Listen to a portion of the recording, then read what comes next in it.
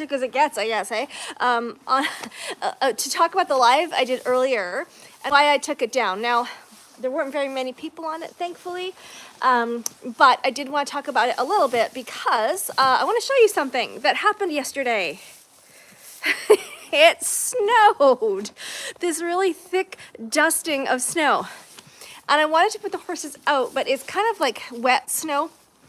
And I hadn't cleaned up the arena, so we have all the poles and trotting poles and bridges and stuff in there, and they're covered in this wet, slick snow, so it's really, really not safe to put the horses out in there. So my thoughts were, well, I'm going to put them in the back field because that's the safest part to put them in terms of the ground being solid. But I want to put them in one at a time because the snow is also kind of really wet, just to be safe. So I thought it would be fun to share Escudo frolicking the snow in the field, but I didn't realize, or I was too presumptuous, and I put him out without realizing that, you know, he hasn't been out there since September. And that is the new field as well, so he'd only actually been in that field a couple of times. So when I put him out there, he looked excited, and then I realized pretty quickly, about a minute and a half or 2 minutes into the live, that he was really stressed and completely over his threshold. So a couple things. I ended it right away because I was not going to leave him out there that stressed. I had thought about bringing Chip back there, and then I thought, well, you know, I know it's just too, like, the footing's not really that great to have two horses running wild. So I'm just going to bring him back to his comfort spot, to his food box.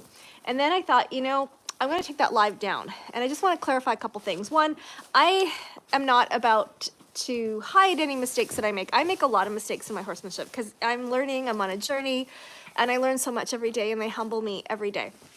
But I think it's really important to acknowledge when we make mistakes, and which is what I'm doing right now, but not glamorize them, right? And there's a lot of, and I don't know how to put this, but it's just out there where people show stressed out horses on social media, and it's so normalized. That doesn't mean it doesn't happen, even to some of the best horsemen and horsewomen in the world, where we might make a mistake or the horse just happened to go over a threshold. It does happen, but that's something that we've done wrong and made a mistake in, and so it behooves us as horsemen and their caregiver in the middle of this, and to do better next time.